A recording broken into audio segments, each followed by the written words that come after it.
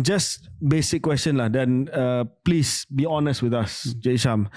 Sekarang ni Mei 25 ni, Mei 25, kalau worst case scenario, kalau tak ada perdamaian antara Trump dengan Iran, minyak kita yang ada ni, yang sama ada yang dah landed ataupun yang datang daripada West Africa, yang datang daripada US ni, berapa lama lagi boleh bertahan? Honestly. Sebelum kita dah tak ada minyak ni. Okay, kita baru dapat mesyuarat M10 pagi tadi. Saya boleh beri jaminan bahawa sampai bulan Julai cukup. Tak lama? Tak lama. Kita ada cycle dalam lebih kurang 40-50 hari untuk mendapatkan minyak mentah yang cukup, untuk mendapatkan produk yang cukup.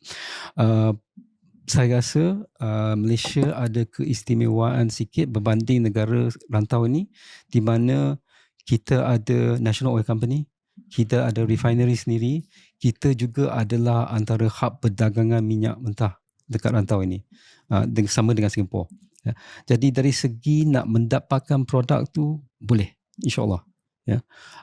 So tak ada timbul isu kekurangan minyak mentah atau isu kekurangan produk bahan api.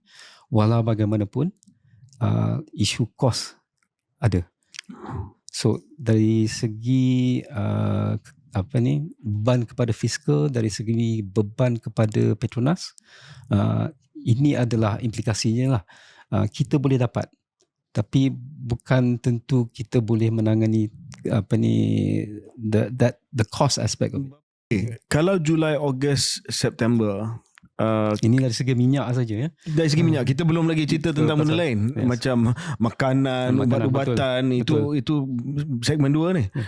Kalau minyak pada bulan Ogos, September nanti harga tinggi dan bekalan terhad, restricted, apa, balik kepada soalan cara tadi, apa policy option yang ada pada kerajaan? Sebab kerajaan dah buat satu policy option, 300 liter kota turun ke 200 liter kota. Betul. Itu hanya menjejaskan 10% daripada pengguna Malaysia. 90% of pengguna ataupun yang guna minyak dekat Malaysia ni tak terkesan dengan kota 200 liter RON 95.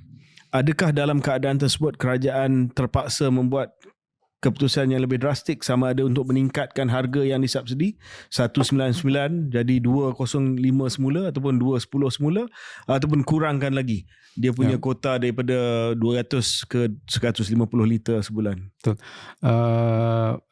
Dari segi policy options, there's a lot of I think parameters yang we can adjust, yeah.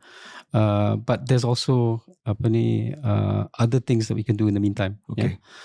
So petrol, saya rasa memang satu isu yang sangat sensitif, dan dia ada impact terus kepada poket rakyat. Ya.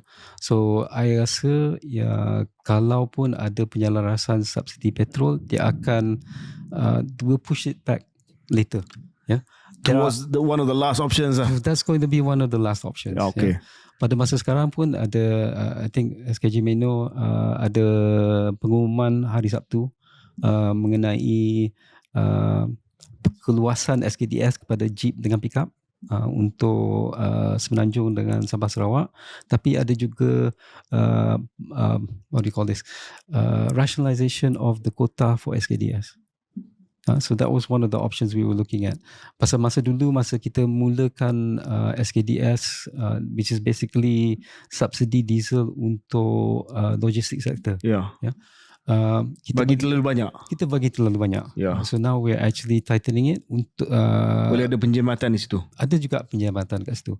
Dia lebih kepada had operasian yang betul, yang pasal data dah ada. You have enough data lah. We have enough data for 2 years. Okay. So that's going to be one of the options. Okay. And then we'll look at further options on diesel going down. Okay. Dan kita pun semua tahu bahawa rantaian bekalan makanan terkesan. Yes. Disebabkan logistik, disebabkan feed, ataupun dedak, disebabkan fertilizer. Selat Hormuz ini bukan hanya minyak yang melaluinya, tetapi benda-benda lain juga melaluinya. Dan ketiga, ubat-ubatan. Ini sebagai bekas Menteri Kesihatan, saya sangat sensitif dengan isu inilah. Sebab sekarang ni saya pun yakin KKM sedang buat audit cukup ke tidak bekalan ubat-ubatan untuk sepanjang tahun ni, terutamanya ubat-ubatan untuk pesakit kronik yang menjadi keperluan. Betul. Kalau tidak, of course the health outcomes will be extremely terrible. Actually, I can congratulate KKM because they move very fast. Oh, please tell us apa laporan yang M10 dapat dari segi makanan dan juga dari segi bekalan ubat-ubatan. KPKM pun I think they move very fast. Dari segi bakalan, I think that first month was all about information gathering. Kita dapat maklumat daripada pembuat, daripada pengeluar, daripada pemborong, sampai ke peringkat runcit.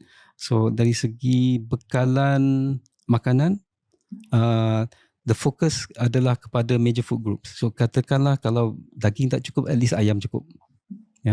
So daripada segi ayam, kita memang one of the big producers. So dari segi jaminan bekalan tu kita ada. Okay. Masalah dekat situ dedak. And because dedak kita actually sebenarnya kebanyakannya datang daripada Argentina dengan Brazil. And dia orang pun ada isu dari segi baja. Kan? Dan this will have an impact way down the road lah. Tapi bekalan pada masa sekarang cukup. Bekalan telur cukup. Bekalan beras cukup.